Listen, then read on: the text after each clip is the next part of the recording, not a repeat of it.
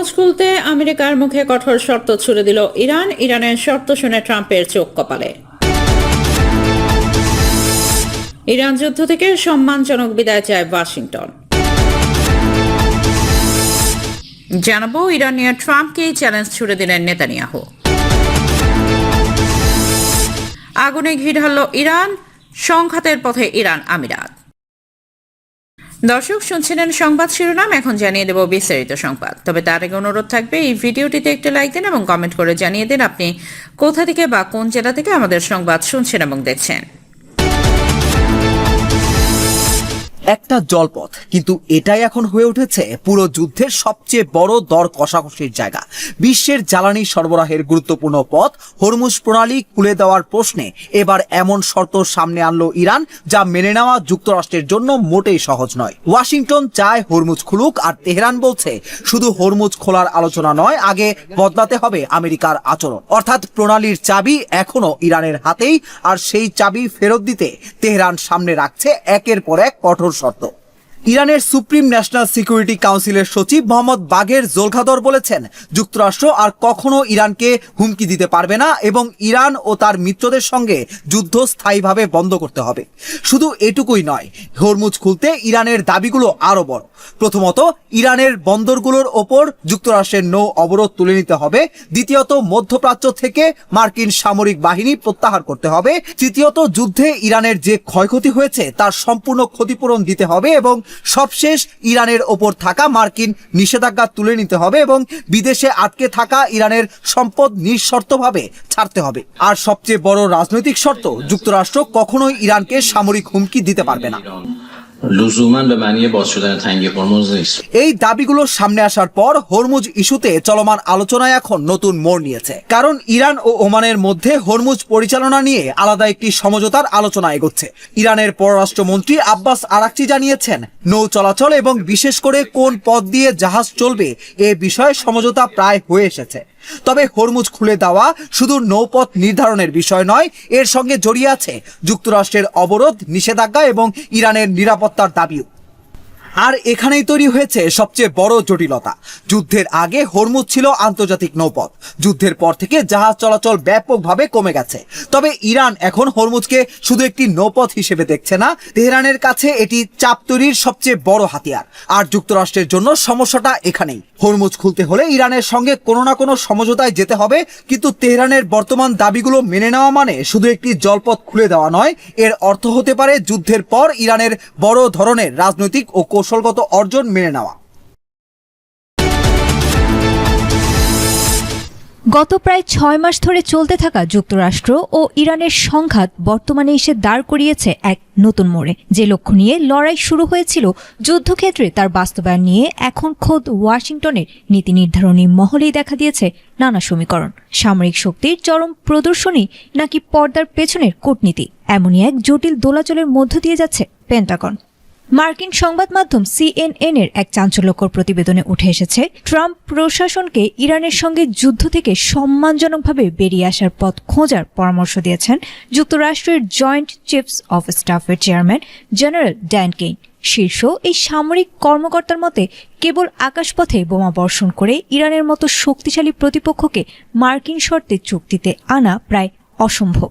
CIA পরিচালক, পররাষ্ট্রমন্ত্রী এবং ভাইস প্রেসিডেন্টের সঙ্গে আলাদা বৈঠকে তিনি সতর্ক করেছেন, সামরিক অভিযান আরও বাড়ালে তা উল্টো ফল বয়ে আনতে পারে।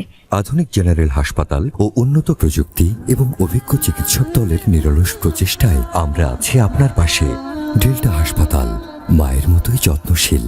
দীর্ঘস্থায়ী সংঘাতের ফলে যুক্তরাষ্ট্রের অস্ত্রের মজুদ বিপজ্জনকভাবে কমে আসার বিষয়টিও ভাবিয়ে তুলেছে সামরিক বিশ্লেষকদের।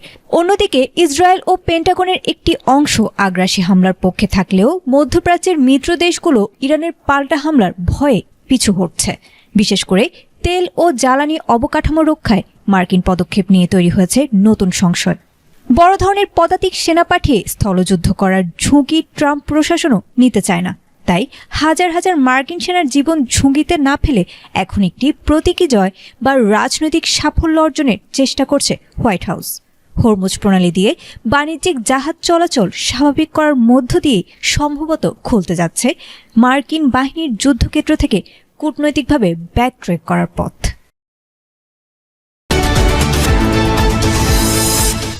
যুদ্ধ থামানোর প্রস্তুতি নিচ্ছে আমেরিকা, কিন্তু ঠিক তখনই ইসরায়েল যেন বলে দিল যুদ্ধ এখনো শেষ হয়নি। ওয়াশিংটন যখন ইরানের সঙ্গে কূটনৈতিক সমঝোতার রাস্তা খুঁজছে, তখন তেল আবিব প্রস্তুতি নিচ্ছে যুক্তরাষ্ট্রকে ছাড়াই ইরানের বিরুদ্ধে নতুন সামরিক অভিযানে। অর্থাৎ ট্রাম্প যদি যুদ্ধ থেকে বেরিয়ে আসতে চান, ইসরায়েল কি সেই সিদ্ধান্তকে পাশ কাটিয়ে একাই ইরানের দিকে এগিয়ে যাবে? সবচেয়ে বড় প্রশ্ন, ইরান যুদ্ধ শেষ করার মার্কিন পরিকল্পনার সামনে এবার কি বাধা হয়ে দাঁড়াচ্ছে নেতানিয়াহু ইসরায়েল? ইসরায়েলি সংবাদ মাধ্যম চ্যানেল 13-এর নতুন প্রতিবেদনে এমনই চাঞ্চল্যকর তথ্য সামনে এসেছে। প্রতিবেদন অনুযায়ী যুক্তরাষ্ট্র ও ইরানের যুদ্ধ শেষ হয়ে গেলেও ইরানের বিরুদ্ধে একতরফা সামরিক অভিযানের সম্ভাবনা ধরে প্রস্তুতি চালিয়ে যাচ্ছে ইসরায়েলি বাহিনী। অর্থাৎ ওয়াশিংটন যুদ্ধ থামালেও তেল আবিবের সামরিক বিকল্প খোলা থাকবে। আর এই খবর এমন সময় সামনে এসেছে যখন যুক্তরাষ্ট্রের ভেতরেই যুদ্ধ আরো বাড়ানো নিয়ে উদ্বেগ বেড়েছে। সিএনএন এর প্রতিবেদনে বলা হয়েছে, মার্কিন জয়েন্ট চিফস অব স্টাফের চেয়ারম্যান জেনারেল ড্যান কেইন সম্প্রতি ট্রাম্প প্রশাসনের গুরুত্বপূর্ণ কর্মকর্তাদের সঙ্গে যুদ্ধ থেকে বের হওয়ার একটি এক্সিট রুট নিয়ে আলোচনা করেছেন। মার্কিন সামরিক নেতৃত্বের উদ্বেগের মূল জায়গা হলো আরো বড় বিমান হামলা চালালেই ইরানকে ট্রাম্পের শর্ত মানতে বাধ্য করা সম্ভব হবে কিনা। এমন পরিস্থিতিতে ওয়াশিংটন যদি সামরিক চাপ কমিয়ে কূটনীতির পথে এগোতে চায়, তখন ইসরায়েলের অবস্থানই হয়ে উঠছে সবচেয়ে গুরুত্বপূর্ণ। কারণ ইসরায়েল দীর্ঘদিন ধরেই বলে আসছে, ইরানের ক্ষেপণাস্ত্র সক্ষমতা এবং পারমাণবিক অবকাঠামোকে তারা বড় নিরাপত্তা হুমকি হিসেবে দেখে। এ কারণেই যুক্তরাষ্ট্র পুরোপুরি সরে গেলে ইসরায়েল নিজের উদ্যোগে অভিযান চালাতে পারে, এমন সম্ভাবনা নতুন করে সামনে এসেছে। আর এর মধ্যেই শনিবার ইসরায়েল সফর করেন মার্কিন সেন্ট্রাল কমান্ডের commander admiral Brad Cooper. Israeli chief of staff lieutenant general ইয়ামেল জামিরের সঙ্গে বৈঠক করেন তিনি। এই বৈঠকের সঙ্গে একতরফা ইসরায়েলি অভিযানের প্রস্তুতির খবর একই সময়ে সামনে আসায় মধ্যপ্রাচ্যের পরবর্তী পরিস্থিতি নিয়ে উদ্বেগ আরো বেড়েছে। অন্যদিকে ট্রাম্প প্রশাসনের সামনে এখন কঠিন সমীকরণ। একদিকে দীর্ঘ যুদ্ধের সামরিক ও রাজনৈতিক চাপ, অন্যদিকে ইরানের সঙ্গে কূটনৈতিক সমঝোতার সম্ভাবনা। আর যদি সেই সমঝোতার পরও ইসরায়েল ইরানের বিরুদ্ধে আলাদা সামরিক পদক্ষেপ নেয়, তাহলে পুরো অঞ্চল আবার নতুন করে অস্থির হয়ে উঠতে পারে।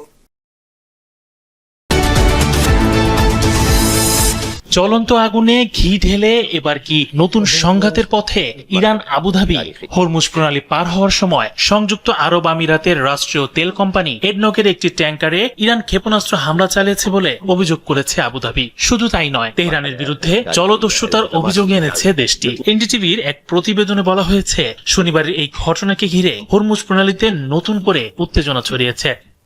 আমিরাতের রাষ্ট্রীয় সংবাদ সংস্থা WAM প্রথমে অ্যাডনকের বরাত দিয়ে জানায়, হরমুজ দিয়ে যাওয়ার সময় তাদের একটি জাহাজকে লক্ষ্য করে ক্ষেপণাস্ত্র ছোড়া হয়। পরে আবুধাবির পররাষ্ট্র মন্ত্রণালয় ঘটনাটিকে শত্রুতাপূর্ণ ইরানি হামলা বলে তীব্র নিন্দা জানায়।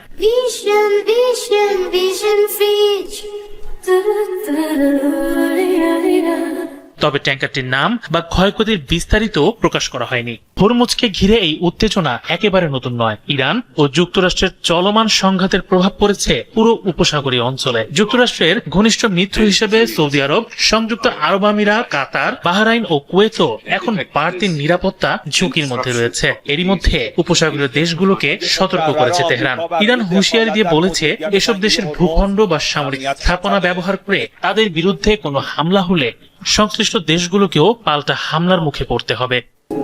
এর মধ্যেই অ্যাডনক জানিয়েছে, যুদ্ধ শুরুর পর থেকে হরমুজ প্রণালীতে তাদের 15টি জাহাজ হামলার শিকার হয়েছে।